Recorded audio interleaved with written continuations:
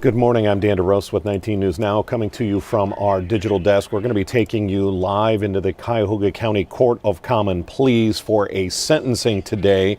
This is for a Ms. Kelly Meadows that back in April, it was April 17th of 2022, she was drunk driving in Cleveland's Detroit Shoreway neighborhood when she hit a fire hydrant, a telephone pole, and then slammed into the bus stop there on West 83rd Street and Detroit. The problem is there was a man in that bus stop, a Lucas Zhao, who was seriously injured.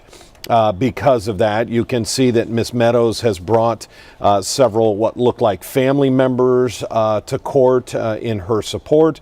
Of course, in the state of Ohio, when you have a sentencing, the victim is allowed to speak and give a victim impact statement. We'll wait to see if Mr. Zhao is in court. We should note that Ms. Meadows, she came into court on crutches. You see her walking there, maybe limping just a little bit. Not sure if that's an injury from the accident that she caused, but she has pleaded guilty to aggravated vehicular assault. When you look at the damage that she caused, and again, she had her urine taken at the hospital while she refused a sobriety test. You can see her Mercedes SUV, that front end, just completely destroyed. And I think we've just gotten maybe the all rise. Let's check here. Yeah, it does appear we've gotten the all rise here. So this proceeding is now underway. Again, the sentencing for aggravated vehicular assault for Kelly Meadows.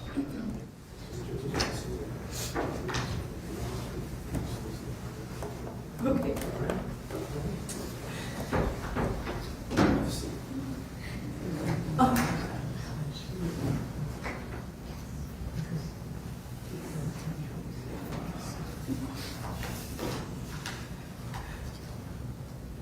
Is that your person? That is Morning, Your Honor. It's Jordan Leibowitz. Good morning. Jordan, can you confirm that Lucas is able to use the link? He is going to be joining in just a second. All right, thank you. Thank you very much.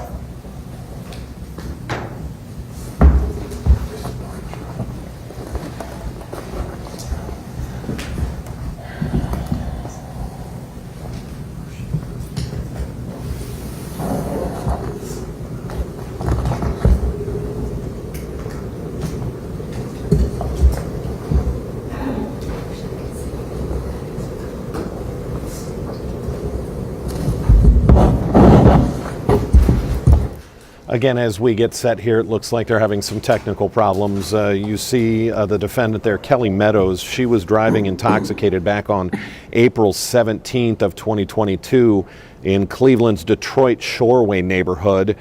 She had admitted to police that she had been out that night. She hit a fire hydrant, a telephone pole, and then slammed into a bus stop near Detroit and West 83rd Street. Again, that bus stop had a man in there waiting for the bus. He was seriously injured, and that may be what we're waiting on is a possible Zoom connection for the victim here. We've blurred out, obviously, in that video where Mr. Zhao was laying on the sidewalk. When police arrived, he was bleeding from the head and barely breathing. And we're not exactly sure on his condition at this date. We've never really been given an update. So we probably, I'm assuming, will get an update here in court, if not hear from Mr. Zhao. It should be noted, as you can see on your screen there, she had at least 2 OVI convictions previously. I believe that was 08 and 2010. And again, a lot of emotion out of Miss Meadows here, waiting to find out her punishment with 2 OVIs. Normally, when we see these sentencings, your criminal past gets brought up. And if an individual has a clean record, you might see a judge say, well, this is your first offense, and they may give that person a break. This is now what appears to be the third OVI incident for Ms. Meadows, and this one seriously hurt a man, and she pleaded guilty to aggravated vehicular assault. And so is there going to be prison time? Is there going to be maybe just county jail time? We'll have to see. That is up to the judge.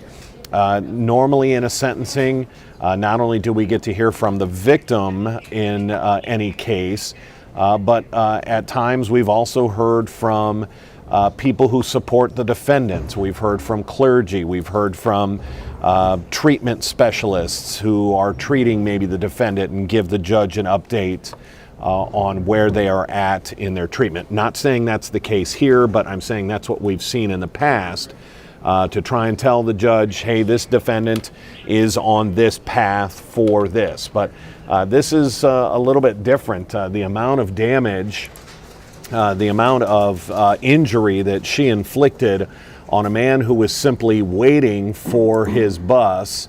And in fact, it looks like there is, that is a Jun Zhao. We're not exactly sure. Perhaps that's a family member of Lucas Zhao. We will wait to see on that, but obviously perhaps a family member going to update the judge on what life has become for Lucas Zhao. After being hit, simply waiting for a bus, again on 83rd. We know that Zhao was bleeding from his head, his face, arms, and legs. That night, he was taken to Metro Health for treatment of what were being called critical injuries. So again, if we are going to, if the judge is going to hear from a family member, and I want to go back to the video of Kelly Meadows, the amount of damage to her Mercedes SUV is just absolutely incredible, considering she hit a fire hydrant, a telephone pole, and neither of those things were enough to stop her. She then plows into the bus stop there on 83rd and Detroit. Again, this happened back on April 17th of 2020, and today is the sentencing. She pleaded guilty to aggravated vehicular assault. Looks like we might be having a little bit of a technical issue in the courtroom here as we wait for them to get underway. He appears to be on yes. All right. I think we're good. Is it Zhao? Am I pronouncing that correctly? Yes. Lucas Zhao. Mr. Zhao, can you hear the court? Can you hear us, sir, before I get started? Yes, Your Honor. All right. All right. All I would ask is that you mute yourself. Please let us know if you cannot hear us by waving your arms or texting the prosecutor. Do you understand that, sir? Yes, Your Honor. All right. Thank you.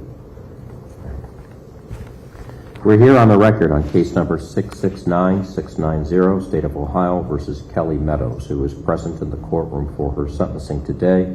On a former date, the defendant having pled guilty. The defense counsel, Mr. Henry Hilo, was also present. On that former plea date of April 24th, defense counsel had requested a pre-sentence investigation report, which the court has received and provided to the parties access to the report. Also present in the courtroom is the State of Ohio, represented by its assistant prosecuting attorney, Mallory Bulow. Mr. Hilo, have you reviewed the pre-sentence investigation report? Is there any need to make any changes by way of additions or deletions? No, Your Honor. I find it to be accurate and true. All right.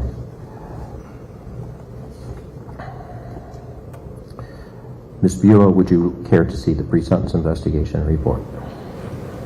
Thank you, Your Honor.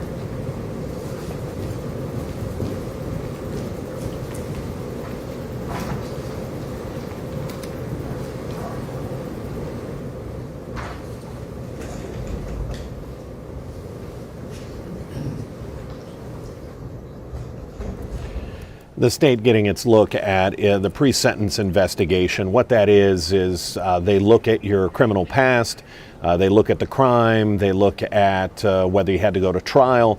They actually assign a number. It's really kind of your number to reoffend, and the judge uses that as sort of a benchmark moving forward in his sentencing.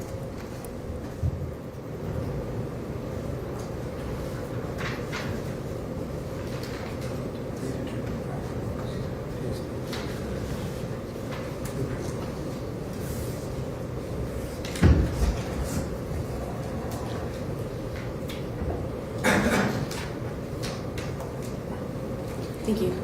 Thank you, Ms. Bulow. For the record, I understand that this prosecuting attorney wasn't present at the time of the plea. However, this is her case. At the time of the plea, the court had asked the state as to the penalties for this felony of the third degree. That is, whether it was a low or high tier. It was explained that it was a high tier, but I have reviewed the statutes regarding this and determined that it is a low tier. I brought this to the attention of the lawyers here today. Mr. Hilo and Ms. Bulow, have you reviewed the statutes to see the proper penalties for this felony of the third degree aggravated vehicular assault? Mr. Hilo? Yes, Your Honor. Is it your understanding that this is a low tier offense? And it has been our understanding, Your Honor, and I would respectfully address this court that I reviewed this again with my client, and she's ready to acknowledge on the record that this is a low tier and she stands by her original guilty plea. Okay, so she understood at the time of the plea from your counsel that this was a low tier offense and that's what you had advised her of? I did, Your Honor. Okay. Ms. Bulow, is it the state's understanding that this is a low tier offense? Yes, Your Honor. Okay. Ms. Meadows, at the time of your plea, you were advised that this was a high tier offense as a felony of the third degree, and we did go through that. I want to make sure that you're advised of the proper penalties here as to what you have pled guilty to. And those penalties are a 9, 12, 18, 24, 30, or 36-month period in prison, and it is a mandatory sentence. Do you understand that? And did you understand this at the time of your plea? Yes, Your Honor. Okay. Mr. Hilo, have you spoken to your attorney? I'm sorry, have you spoken to your client about this issue? And would the defense request that the plea be vacated, or do you wish to go forward? Your Honor, we wish to go forward. We stand by our guilty plea. And understand this to be the penalty 9 to 36 months. All right. Ms. Meadows, as to the aggravated vehicular assault felony of the third degree, a violation of 2903.08, with a full understanding of the maximum penalties for this low tier offense, 9, 12, 18, 24, 30, or 36 months, the fact that this is a mandatory offense, the fact that there will be a Class 3 suspension of your driver's license as well as 6 points, the fact that there is a possible discretionary fine of up to $10,000. How do you wish to plead to this aggravated vehicular assault? As I've explained it to you now with a full understanding of your constitutional rights from our prior hearing, guilty or not guilty? All right, thank you. You may be seated. Mr. Hilo, how would you wish to proceed then at this point today? Your Honor, we'd like to go ahead with sentencing at this time. Your Honor, we've got a pre-sentence report. This honorable court gave us this date for sentencing, and we're prepared to go forward. Okay. Ms. Bulow, for the state of Ohio, would the state of Ohio request to speak to the court? Anything from the state of Ohio? Yes, Your Honor, thank you.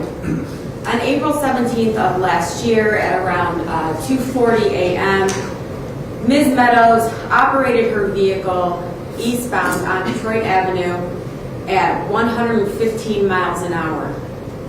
Her vehicle veered off the right side of the road and struck a pole and an RTA bus stop at 83rd and Detroit, completely obliterating the bus shelter.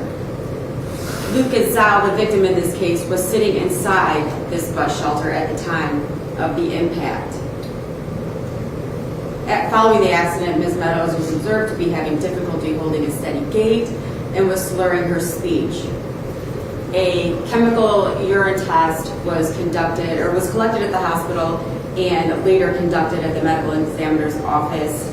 Her blood alcohol content was found to be 0.293. I apologize. Lucas Zhao suffered several serious injuries, including a skull fracture, several broken bones, including ribs, his jaw, his collarbone, his ankle, his back, and his eye socket. Furthermore, he had several serious liver and spleen lacerations. In fact, the emergency trauma surgeon on duty at the time still cannot believe that he survived this. Ms. Meadows also has a prior DUI conviction. Just to show the impact of the accident, the state would like to play 2 short 10-second videos for the court. The first video is a real-time crime camera video that was stationed at West 80th and Detroit.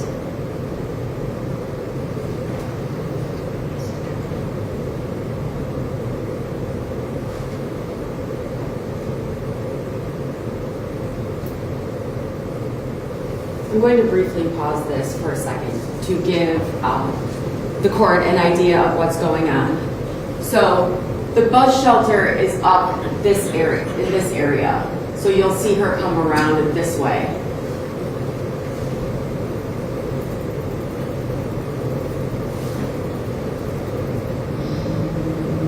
And where the vehicle flips, that's when the impact is made on the bus shelter.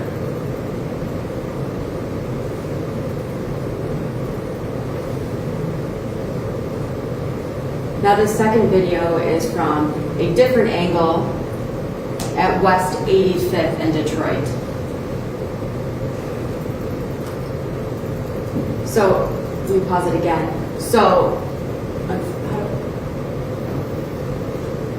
over here is where the bus shelter is in this video.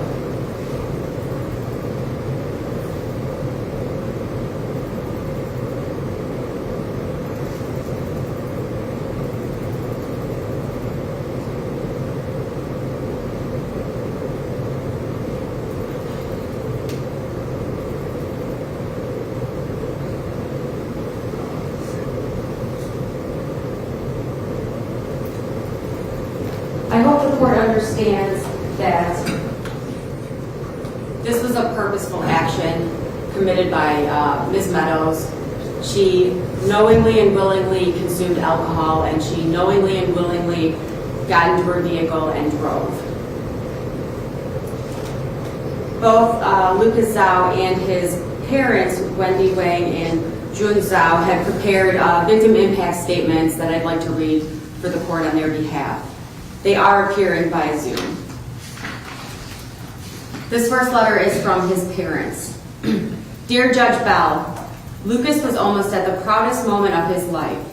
4 years of computer science education at Case Western Reserve University were almost complete, and he was just a month away from graduation.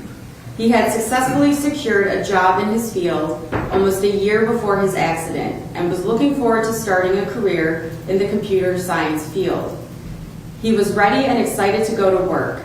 Unfortunately, while waiting for a city bus on the night of April 17th of 2022, both his body and future were brutally destroyed by the negligence of a drunk driver. Lucas arrived at the hospital extremely close to death. The doctors were unsure that he would survive. Lucas spent the next month in the intensive care unit, another month in inpatient medical care, and yet another month in a long-term care facility. He was not able to graduate as he had planned to for years with his friends. For more than 2 months, he could not turn over on his bed as he had an external fixator on his waist, an external bar that has rods drilled to his bones. He was unable to care for himself and perform the simplest of daily care. What was going to be a newfound independence and an adventure has turned into a nightmare of pain and suffering. He has had to become dependent on us again to support him through these challenging times. This injury has affected every aspect of Lucas's life and that of his family. Lucas's injury and its effects have been tremendously hard on everyone, since his youngest brother has developmental issues. So Lucas's accident has caused tremendous stress on our family. Of course, our main concern was helping Lucas try to become independent again someday. Unfortunately, Lucas will likely be suffering the effects of the accident for the rest of his life and will still need many months of therapy to even become somewhat independent. We are nervous about what the future holds for Lucas. We do not want any other family to endure the pain that we have. We sometimes wonder where Lucas would be if the accident had not happened. Maybe he would be developing a revolutionary youth security app, which was his passion, or maybe building his own startup, as he has always been creative and imaginative.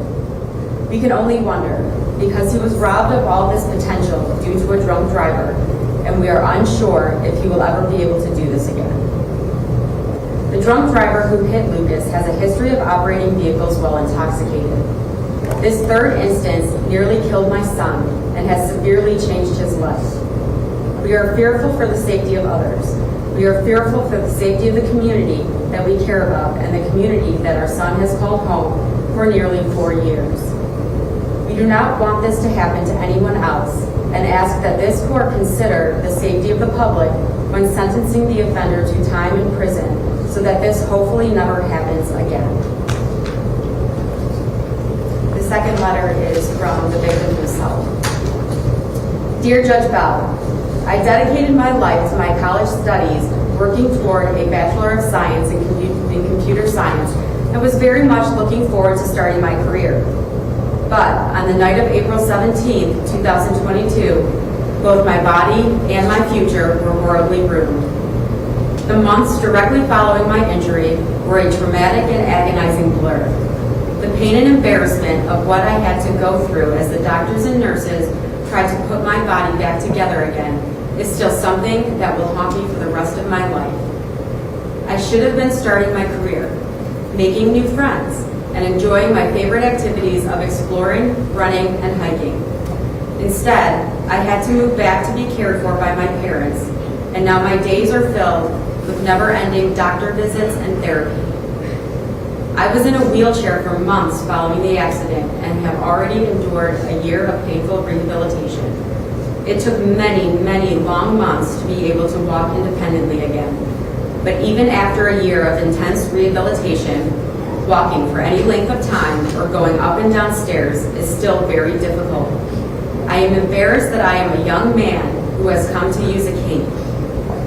I still have numbness on half of my face and my foot from nerve damage. I also have many, many deep, permanent visual scars all over my body that are a constant reminder of the nightmare of this event. My memory has been damaged to the point that I can't often recall major events that have happened. I find that I often repeat myself because I don't remember what I already talked about. I have multiple pseudoaneurysms from the impact, which resulted in stents. I now need to take medication daily for the rest of my life because of them. It is still undetermined how my traumatic brain injury will affect my future, both from an independent day-to-day perspective and my career, and many months of cognitive therapy lie ahead. Looking at a computer or any digital screen for a long time is difficult for my eyesight and my brain, a significant problem in this career field. From the incident, I have also developed a fear of cars and the roads in general. The effects from this life-altering event will impact me daily for the rest of my life. The state wishes to add that I understand that the court is going to consider Ms. Meadows' remorse for the incident. However, her remorse should not overshadow the impact this has had on the victim. Thankfully, he did not die, or else we'd be here for something else. That being said, this has changed the entire trajectory of his life. While the prison time here is mandatory as to count one, the state would request that the judge impose above and beyond the minimum 9 months here. Thank you. Ms. Spito, this is your understanding that as this is a mandatory sentence, that there can be no judicial release on this? Yes, Your Honor. All right.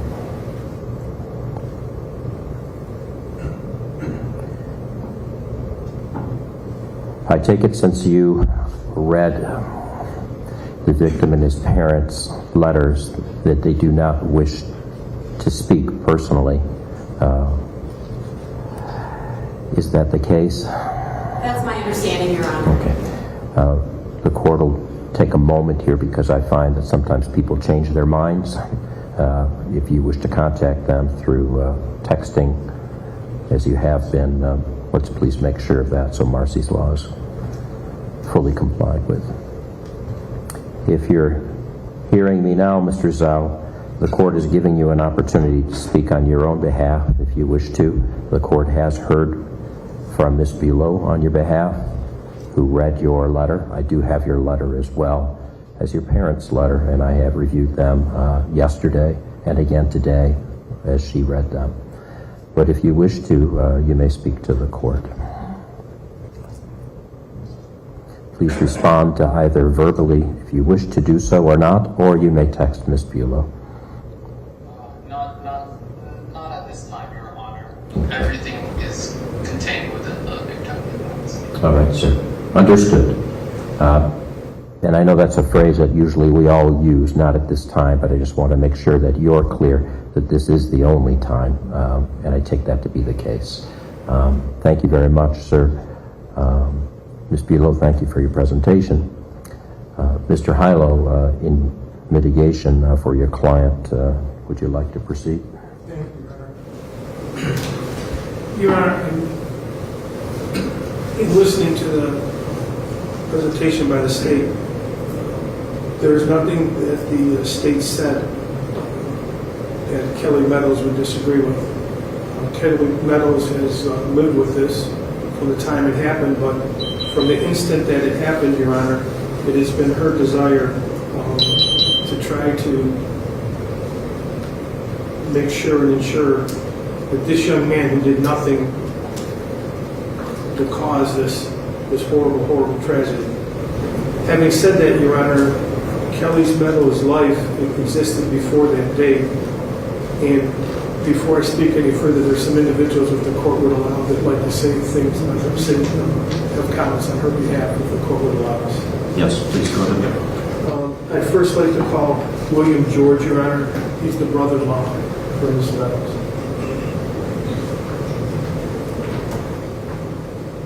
And Judge, our whole purpose of this is to give some definition and define who Ms. Meadows really is as a person. Please step up to the podium and identify yourself.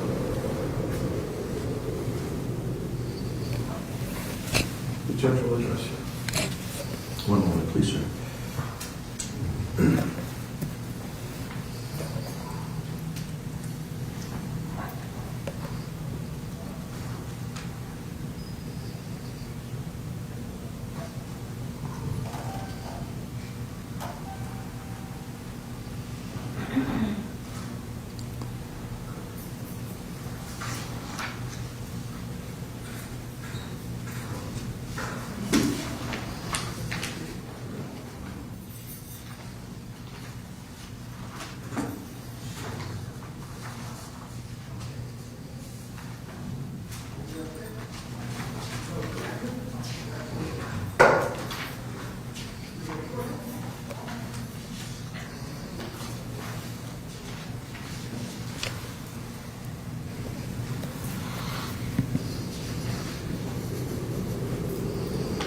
Yes, sir, please.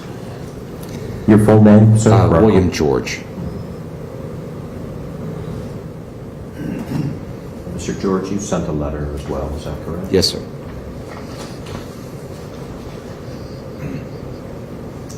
You're related to the defendant by By marriage. marriage. You're her brother-in-law, is that correct?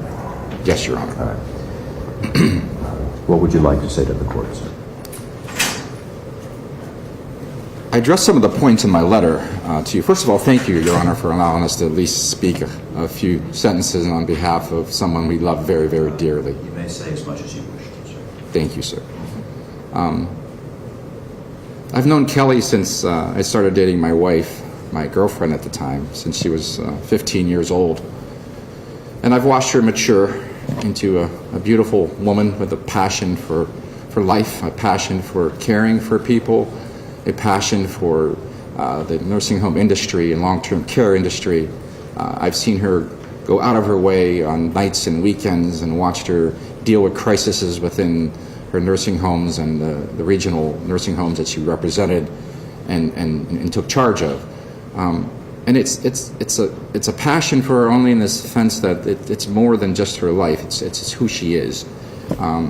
She's a very caring individual. She's loves animals and has a spot in her heart large enough to allow a lot of people into it. I am a former nursing home administrator. I'm a deacon in the Catholic Church, an ordained deacon. And Kelly's brother-in-law. I'm currently a guardian, legal guardian and caseworker in Mahoning County. And I see a lot of things that come to my attention as I go through life and people's caring and not caring for their individuals around them or themselves or the situation they're in. And what I find from Kelly is a refreshing view of what life should be and how you should be doing for others and caring for others and putting their needs ahead of you so that your life is more full. And there's some self-actualization in that. I know that Kelly made a mistake that evening. I'm not discounting that one second. Her actions were very, very bad. But her intentions was not to drive that evening. They had hired an Uber to Uber her from the restaurant to the home that they were at. And that same passion that was within her, that same passion in her heart, when she got in an argument with her boyfriend, propelled her into a car that she shouldn't have been in, and she knew she shouldn't have been in. But in the state she was, she did it. And I watched her since that accident. I watched her life change. I watched her give up everything that she had, her home, her job, her career. I've watched her suffer. I watched her cry at night alone. I've heard her talking to my wife, lamenting about what happened. It was a mistake. But in that mistake, I'm asking that the judge look at this with some leniency to allow her to go back to what she chooses to do in a profession that's so noble and to care for individuals who need her attention, who need her help. And again, thank you for these few moments that you allowed me to speak on her behalf. And I thank you again for allowing me to say what I wanted to say.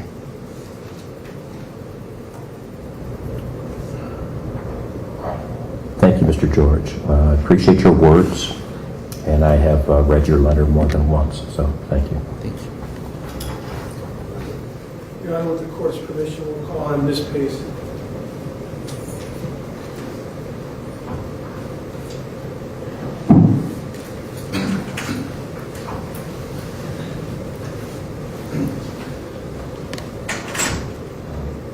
It's Adrian, I believe. Yes. Just one moment. My name is Adrian Pace, and I am a colleague of Kelly's, also a friend of Kelly's. I'm an acute care trauma nurse, as well as a regional consultant for various nursing homes. I met Kelly over 13 years ago in the profession of work, and we became lifelong friends. I want to say, because of my profession, as the prosecutor read the injuries sustained by the victim in this case, I am saddened for him and his family and his future. I am prayerful that things can change on his behalf. I am also aware of the impact that he has caused for Kelly, for many nights of her and I up late at night, talking and praying together on his behalf. My prayers initially were for my friend and my colleague, but Kelly asked me to put all of my prayers towards the victim. And thus we did that together.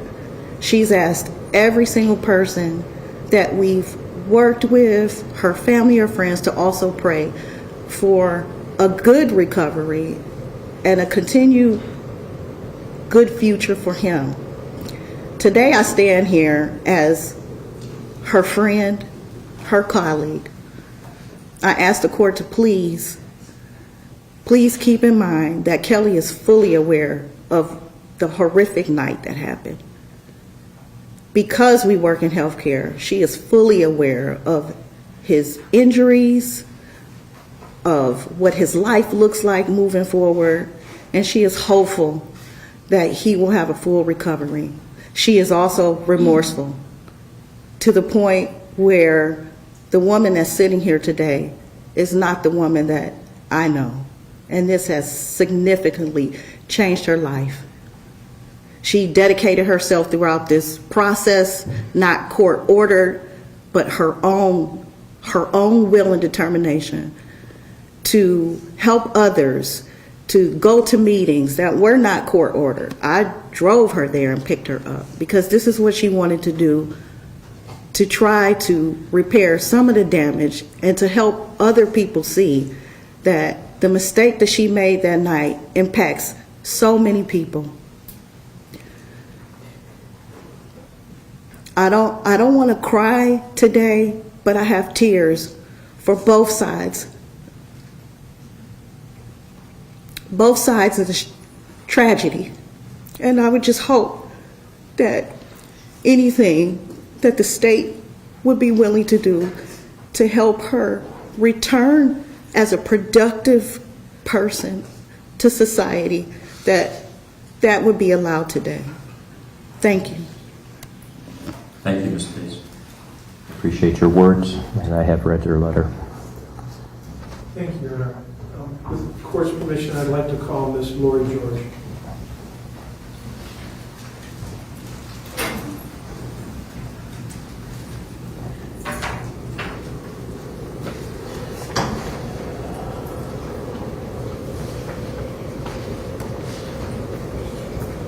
Ms. George. My name is Lori George, and I'm the sister of Kelly Meadows, sorry. And I'm just here to tell you that I need to speak from my heart. Even though I am the older sister, she's always been known as the older sister who has always been there to protect me, to take care of me, my children, my mom, my dad, my brother. Kelly's first job in the world was in service, and that's the only type of job she's ever had, is to take care of people. I have been with Kelly many nights where her phone would go off, whether it was midnight, 3, 5, or she did get no sleep because she was running buildings throughout the United States. I know that Kelly's compassion has always been to take care of people and to always put them first. Family always comes first. And I know that every time I would want to pray, she would always tell me, please, Lori, just pray for Lucas. Please, Lori, just pray for Lucas. All I want is for Lucas to have a complete and full recovery because he did not deserve what happened to him, and she completely understands that. So I'm asking your judge to please take in consideration the good that Kelly can do for the world, because I do think she's going to be able to do remarkable things. And I thank you for letting me say something today.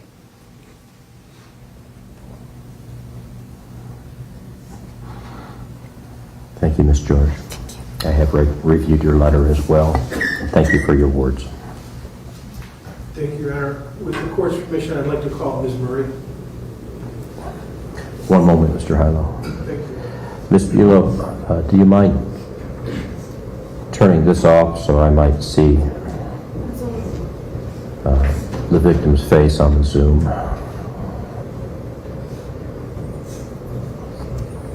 Thank you. You're still with us, Mr. Zhao? Yes, Your Honor. All right, thank you, sir. One moment. And your name? Marshina Murray. Okay.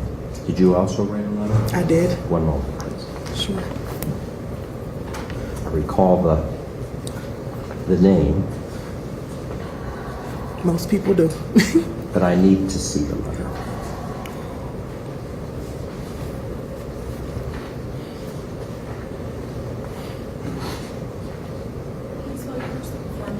Marshena.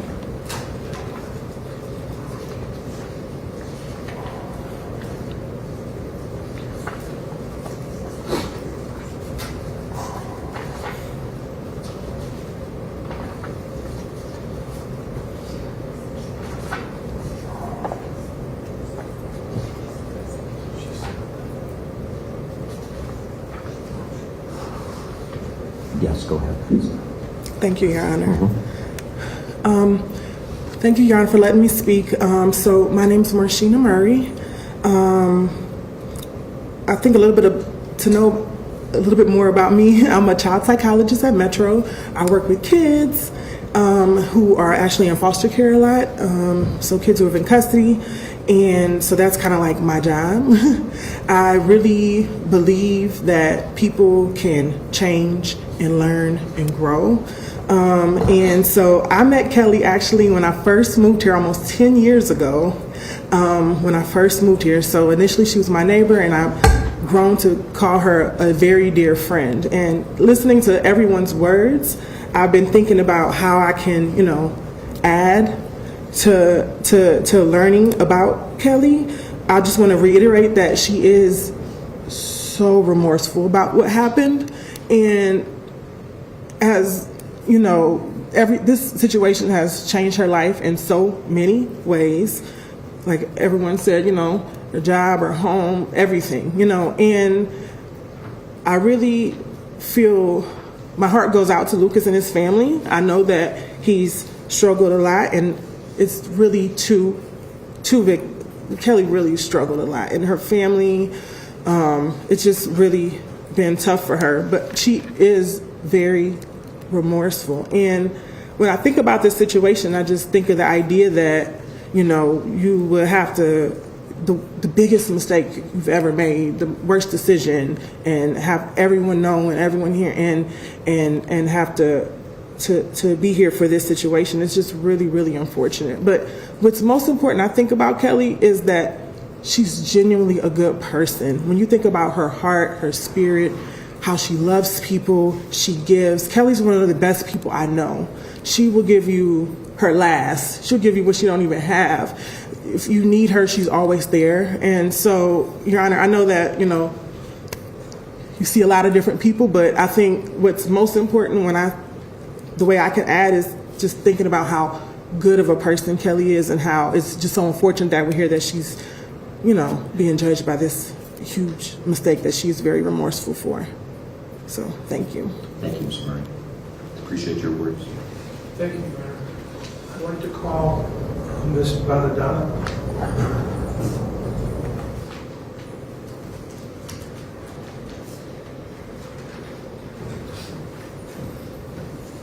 Hello. Hello. What's your first name? Therese Okay. And your last name? Bonadonna, Okay. And how do you spell that?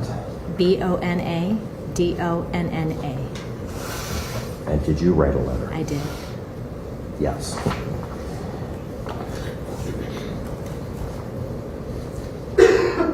For the record, I do have 22 letters. And I have read them all.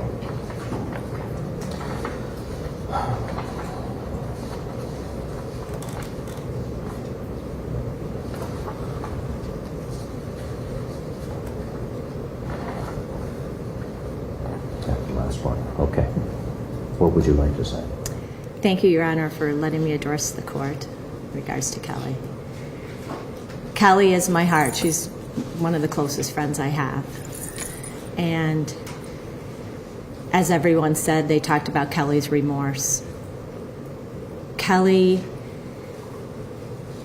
since this incident, I would say Kelly is one of the most selfless people I have ever met. And because of that, since this accident happened, she has become more selfless. The most important thing to Kelly was that Lucas led a fulfilling life and that he was okay. And she continues to feel that way. That she continues to feel that his life is more important than her life. And she puts herself last in this. She knows she made a grave error and a grave mistake, and all she continues to tell us to do is pray for him. I hope he's okay. I hope his life is okay. I hope he has a fulfilling life. This woman has so much heart and so much to give this world and so much light to give this world. I just plead to the court that they can let this world see what she can do and allow her to give more to this world sooner rather than later. Thank you. We appreciate your words. Thank you.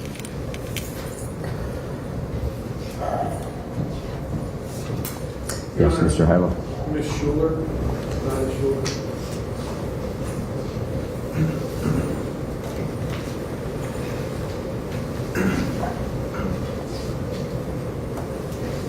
Ms. Schuler, Yes. what's your first name? Rhonda, What would you like to say? I would just like to say that I have known Kelly since middle school. And what I wrote to you was that the day that I met her, she turned around and with a smile changed my life because I was shy. I didn't have a lot of friends. Miss Meadows was extremely popular and took me under her wing, and we've been friends ever since. And I'm here today thinking that if the shoe was on the other foot, she would be here. It's not easy for me to speak publicly, but if the shoe were on the other foot, she would be first in line to speak for me and to tell people what is in my heart if I couldn't speak for myself. She has not only been there for me, but she's been there for my family, and she's been an example to our family. I actually work in healthcare after Kelly became a nursing home administrator. She talked with such passion about how fulfilling it was to help people. And after I went back to work, after being a stay-at-home mom for a time, I remembered her words, and I remembered, gosh, if I'm going to leave my kids, if I'm going to leave my home, I want to feel like she feels. I want to help people. And from there, my own daughter became a nurse. So healthcare, just began with her. And I also want to say that she is there for her family, and her family needs her. Not only can she be a productive person in our society, but her family relies on her. And lastly, I would just like to also say that Kelly knows that myself and my family, we do have a strong prayer life. And the first thing that Kelly said to me was, please pray for Lucas. Please pray every day. Pray like you've never prayed, that this young man will have a life and a future. And I have been praying, and I believe that he will. And she is very remorseful and understands what has happened, and it will never happen again. I thank you for letting me speak. Thank you. Sure. Mr. Hylo? Your Honor, that would conclude the individuals that I would be calling up to address the court personally. I know the court has indicated it's reviewed all the letters, and I know it's reviewed the letters on multiple occasions. Your Honor, at this time, with your permission, Judge, based on your experience both on the bench and your career, many times we see individuals that come through the system with a cavalier, nonchalant attitude, with a total disregard for people of humanity. In this situation, Your Honor, we have someone who did something horrible, and if you would ask her, she would be the first one to tell you her decision-making not only had a consequence to her, but a consequence to this young man. And Your Honor, it's not something that was created by coming into your court here on June the 13th, but the court has before, in what I submitted in, for the court's consideration, on April the 17th at 4:51 in the morning, on the records I received from the prosecutor, they indicate that Ms. Meadows is concerned that she may have killed or hurt someone, but continues to ask us if she hurt anyone and states, help that person first, don't help me. Now, there's words that people say at the court because they talk to their attorney and they say, well, there's certain things we want to make sure you say. You want to make sure that you tell people how sorry you were. Long before she talked to anybody, her first impulse and reaction was, make sure that young man is okay. Don't worry about me. She knew the consequences of her actions after it took place. And when the court imposes a sentence, I know the court looks to the fact, what does this person know?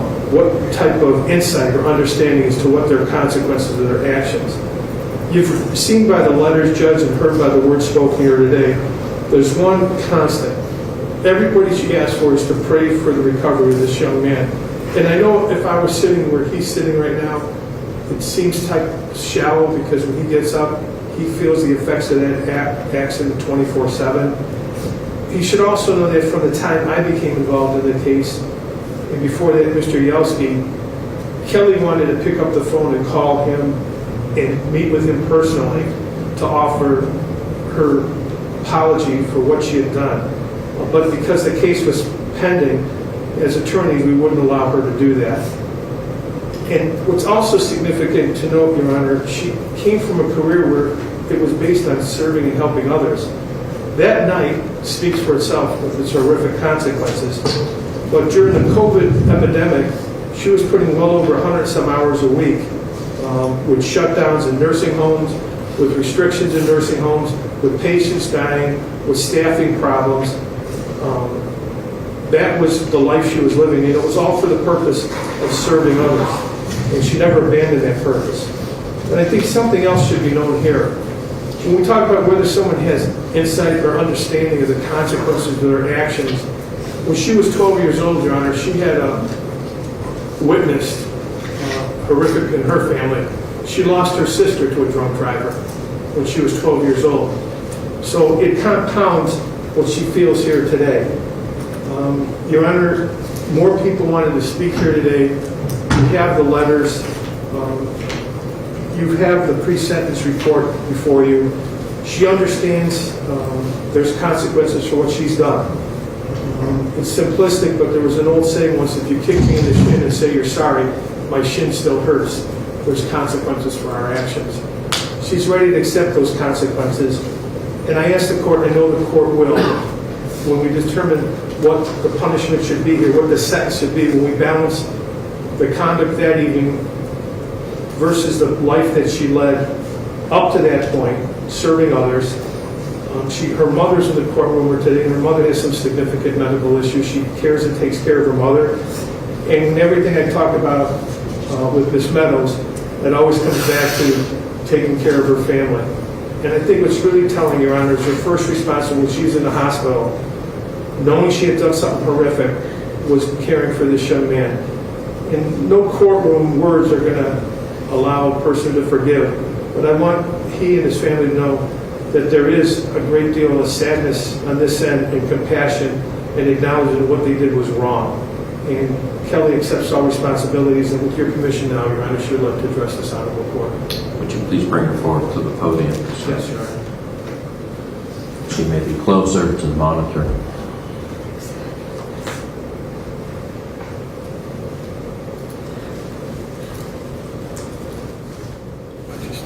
Okay. Ms. Meadows, this is your sentencing, so you have the opportunity to speak to the court if you wish to say anything. It's your constitutional right. Would you like to say anything? Yes, Your Honor. Thank you. All I have to say is really just for Lucas. Lucas, I pray for you every day, and I will till my last dying breath. And every soul I know and touch will know about Lucas Al. And I will never forgive myself, and I would not shame myself in asking you and your family to forgive me, because I can't forgive myself for what I've caused you and your family.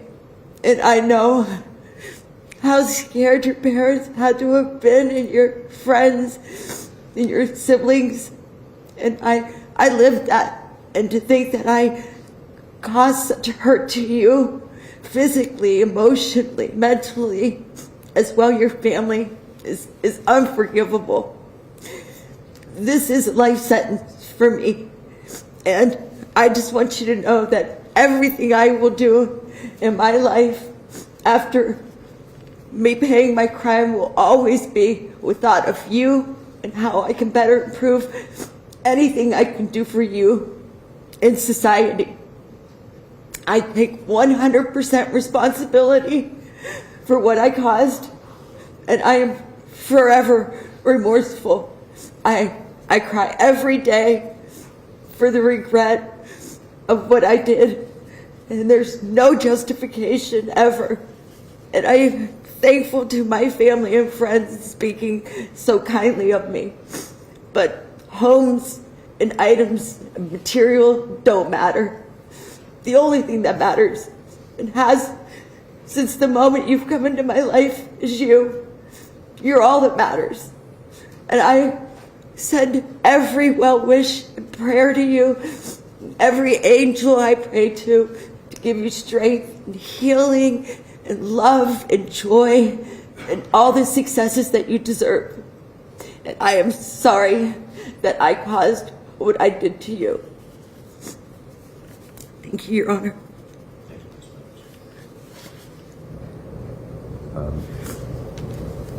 You have the opportunity to address the court if you wish to. Is there anything you would like to say?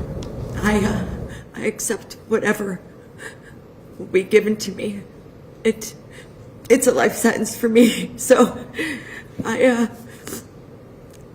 could never do enough to repay for what I've caused for Lucas and his family and my family. And I'm so very sorry to be here in front of you, Your Honor.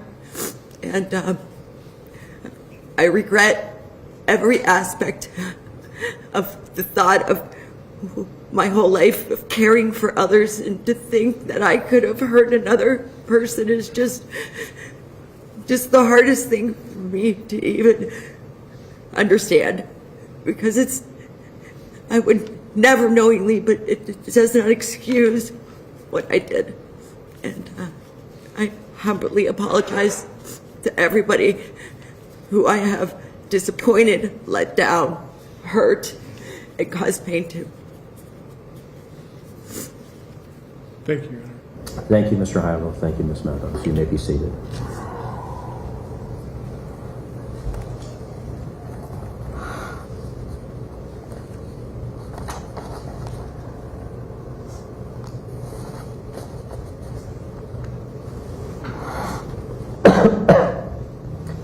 Prior to coming to the bench, I did have the opportunity to review the entire case file. I have reviewed the pre-sentence investigation report in detail.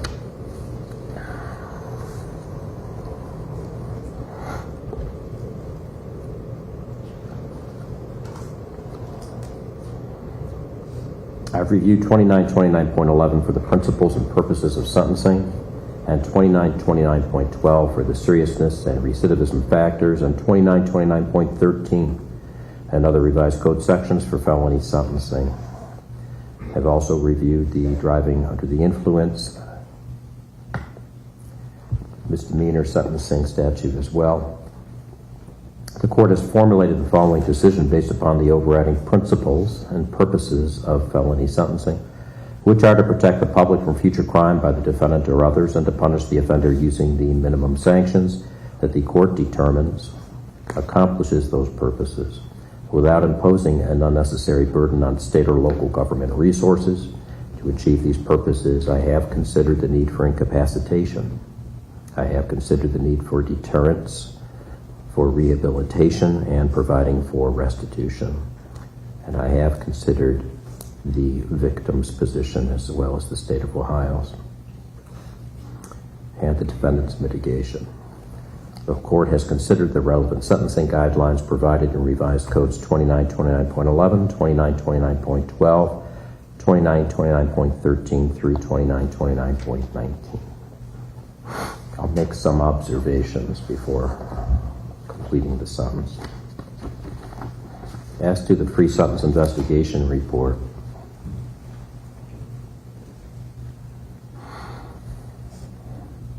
I will note that the defendant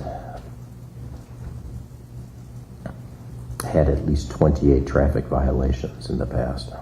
17 for speeding, 1 for DUS, 5 for violation of seatbelt, 1 for tag sticker violation, 1 for OVI, 1 for reckless operation, 1 for failure to show driver license, and 1 for operating an unsafe vehicle.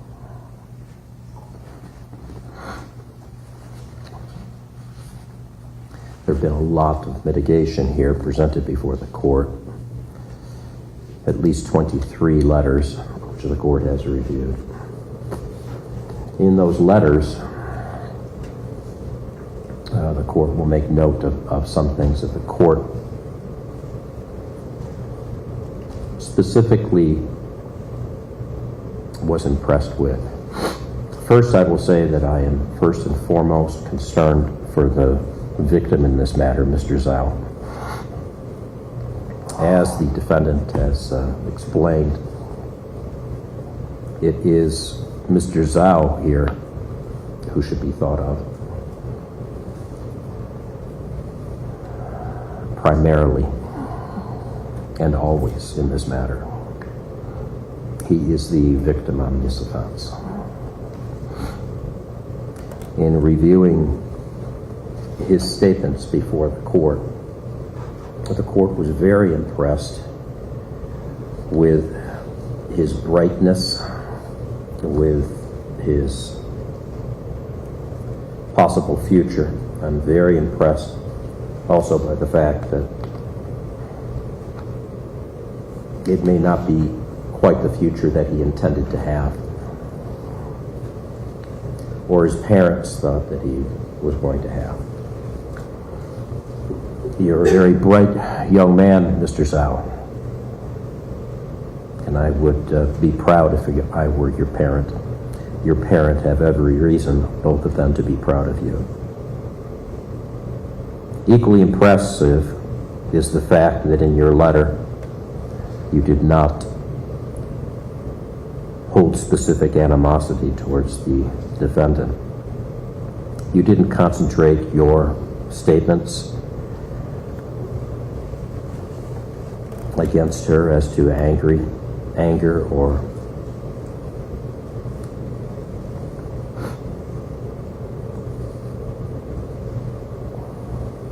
you weren't overly concerned about the blameworthiness of another human being.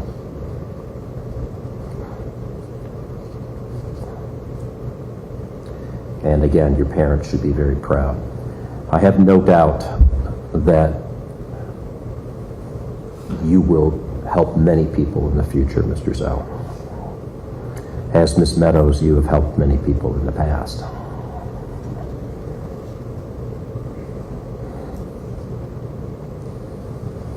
What strikes me in reading these letters is how you have led your life for others. One of these letter writers on your behalf explained that this is a demon that you've been dealing with, and that certainly from your driving record, there's all indications that that is the case. I know you didn't mean to specifically hurt him that night, but you had many speed bumps on your road in the past. that you should have listened to. There were so many opportunities for you to see the pathway that you were going down and how you could hurt yourself or another human being. But more importantly, even, is all of the many human beings that you've hurt in the future that you do not even know about because of your actions. You helped so many people in the past. All of these people who would have been in your life will not have the benefit of your skills or your compassion because of this action. Mr. Zhao is not the only victim here. Society is truly a victim because of your actions. But they weren't only on that day. Your actions led up to this day. All of these speed bumps, all of these other opportunities that you have. The court wants to temper justice with mercy, especially in light of the fact that I see just how genuine your remorse is. It's not often that a defendant speaks to the court and has this many character witnesses come forward to the court. Consistent throughout, so it can't be faked, is your request for others to pray for Mr. Zhao, which has heavy weight in terms of mitigation.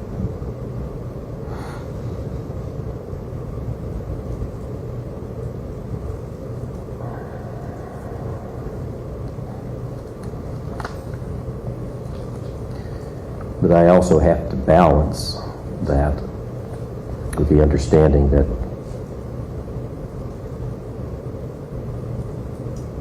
mercy has to be tempered with justice for Mr. Zhao, for society, for those other people, even the people in this courtroom that you hurt by your actions, who will not have the benefit of having you be the best person that you can be, that you've shown that you've been. Your remorse is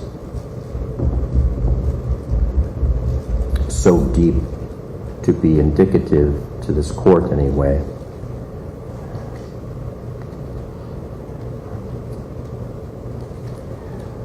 That there's a great chance that there will not be a likelihood of recidivism. Not with this many people, not only standing by you today, but standing behind you in the future to make sure that you do not do anything like this in the future.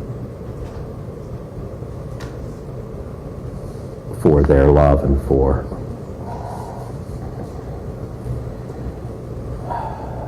themselves and what you can offer to them. Most impressive to this court, although all of these statements made by the victim, by the prosecutor, by your counsel, by the people in this room were impressive. But your brother Robert's letter to the court, which is the first that I read, that explained your family history. It seems like that past event has revisited your family.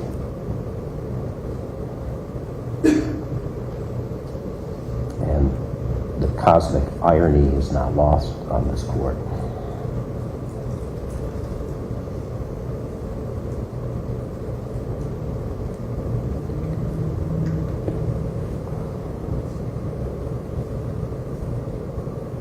Your sister's death, and you were only 12 years old. How he was there at the scene,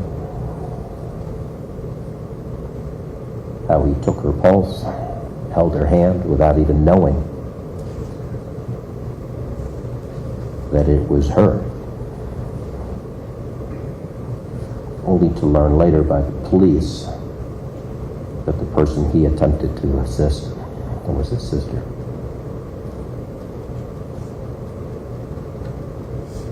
I can't think of anything more tragic than that story.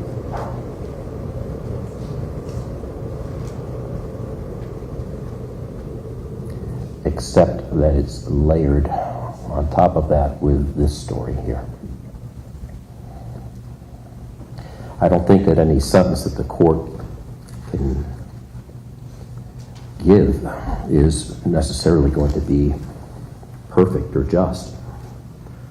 I wish the law would allow me to give you a sentence that I could then supervise you into the deep future to make sure that nothing happened here. I'm relying on the legislators who wisely believed that this sentence should be a mandatory sentence.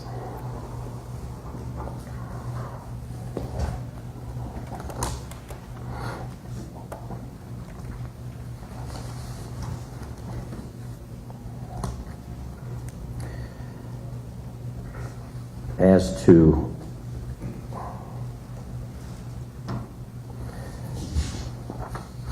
the aggravated vehicular assault, a felony of the third degree, low tier.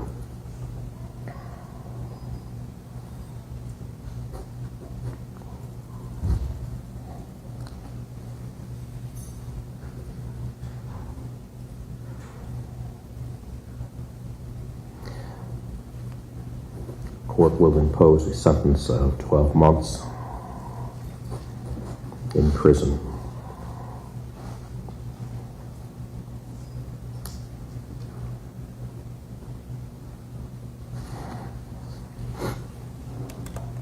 As discussed at the time of your plea, there will be 6 points on your license. There's a discretionary fine, which the court will impose.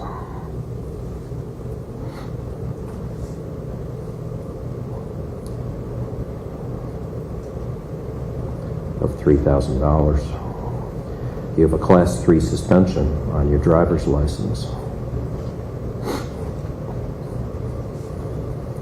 Ms. Bulow, that being from 2 to 10 years, the court's discretion. Is that correct? Correct, Your Honor. Given your many speed bumps in the past,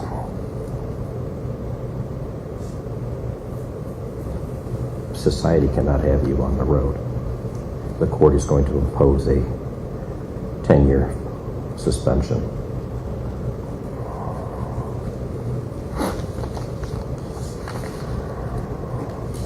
As to your driving under the influence, a violation of 4511.19, the court imposes a 3-year suspension. The court imposes a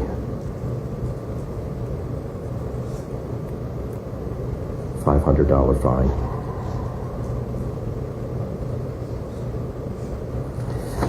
As to your post-release control, as discussed at the time of your plea, the adult parole authority can supervise you for a period of 2 years at their discretion. If you violate any post-release control rule or condition, you may be subjected to a more restrictive rule or condition, a longer duration under supervision, or you could be sent back to prison even though you've done all the time to which you have been sentenced. You could get up to 9 months in prison for each rule violation. The total, however, for all rule violations cannot be any more than 1/2 of the prison sentence that you receive, unless the rule violation is for the commission of a new felony, in which case you could receive a prison term of the greater of 1 year, or the time remaining on post-release control, in addition to any time that you receive for the new felony. The post-release control prison term must be served consecutively to any prison term that you receive for the new felony. Is there anything from the state of Ohio? Your Honor, as for count 3, there is also 6 points on the license, and I believe that you have to either impose a 3-day mandatory jail term or otherwise the driver intervention program. The court will impose a 3-year, or the 3 day sentence, but with the understanding this is a misdemeanor and it may be absorbed into the felony. But the court will impose a 3-day sentence as to that count and the additional 6 points as to that count. Anything on behalf of the defense? Your Honor, thank you very much. I appreciate the court's consideration in allowing us to get a just result in this case. And I want to thank the victim in this case. I wish him the best. Yes. I appreciate everybody's professionalism in this matter. Mr. Hilo, Mr. Yulo, yours and your offices as well.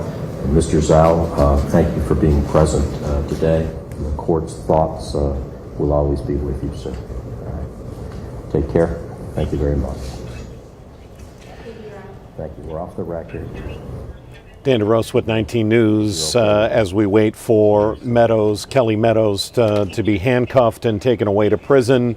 Remember, the judge could have sentenced anywhere from 9 months all the way up to 3 years in prison.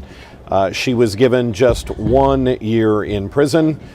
Normally we see handcuffs go on about this time. Perhaps it's because she needs to walk with a crutch. They're not going to place her in handcuffs. She's getting time now to say goodbye to family and friends before she is let off to her year in prison.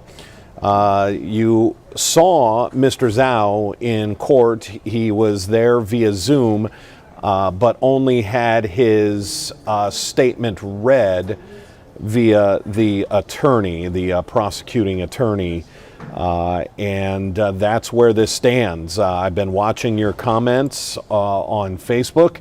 A lot of people very shocked at the lenient sentence, considering that this was her 3rd OVI, considering that she had 28 28 citations. 17 of those were for speeding. The night that she hit Lucas Zhao, they think she was traveling approximately 115 miles per hour, and that her blood alcohol content when she got to the hospital was 0.293. That is more than 4 times the legal limit. You heard in testimony that she had been at a restaurant earlier. They tried to do the right thing. They got her an Uber to go from the restaurant to the house, but then she got in some sort of verbal argument with her boyfriend, and that's when she got in that Mercedes SUV and decided that driving 115 miles an hour, being more than 4 times the legal limit, was a good idea. For that decision, she gets a year in prison. We're going to have a complete wrap-up on this and all of the day's news when our noon news begins in just about 15 minutes on Channel 19.